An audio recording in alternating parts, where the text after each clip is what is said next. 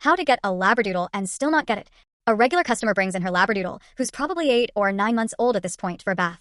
This dog is a prime example of the age-old Labradoodle dilemma. Will it look more like a lab? Or more like a poodle? Or will it just look like a fluffy disaster in denial? She's been coming in every 2 weeks like clockwork, and I'm starting to get used to her very specific dog grooming routine. Now, for those of you not familiar with the complexities of doodles, I'll break it down for you. Some of these dogs get the poodle coat, which is curly and adorable, but needs constant trimming. Others inherit the lab coat, which is as straight as an ironing board and sheds like a 1970s shag carpet. This particular Labradoodle? Somewhere in the middle. Fluffy, loose waves, shedding like a mess of cotton candy, and hair growing fast enough to make the dog look like a walking mop.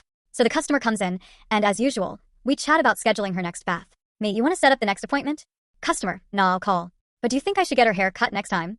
Me, well, it's not urgent. You're keeping it nice and brushed, so it's not matting, but if you're ready to cut it down, we can definitely do that. Customer, will it grow back? Me, slightly confused, yes ma'am. Customer, oh, never mind then. I won't bother getting it cut if it's just gonna grow back. Me, confused, internally screaming, oh well, it'll need to be cut at some point. Customer, what do you mean? Me, mine starts to melt, her hair keeps growing. It hasn't stopped, like, ever. It's going to keep growing. That's just how dog hair works. Customer, will it stop though? I mean, I'm not looking to deal with a dog dragging its hair on the floor. Me, well, no, it won't stop. It's gonna keep growing. And since she's a Labradoodle, that's how they, are. At this point, it hits me. This lady genuinely does not understand how hair works on a Labradoodle. She thought it would just stop growing, like some kind of magical dog haircut spell.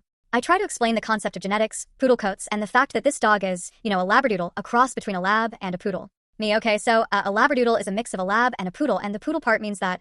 Customer, no. She's a Labradoodle, not a poodle. Me, slowly dying inside, yes ma'am. Labradoodles are a mix of a poodle and a lab. So, she probably got some poodle traits, like the hair. That keeps growing. At this point, I just picture her looking at her dog, wondering if she accidentally adopted a werewolf. And like a true retail martyr, I quickly move on, finishing the conversation with some mumbling about how this is why we need to talk about poodles more often. Anyway, guess what? I never saw her again. After all this, I still wonder if she got a poodle coat after all, or if she thought her dog's hair would magically stop growing and be forever frozen in time like a poorly edited Instagram photo. This is why I keep my dogs in line with regular haircuts.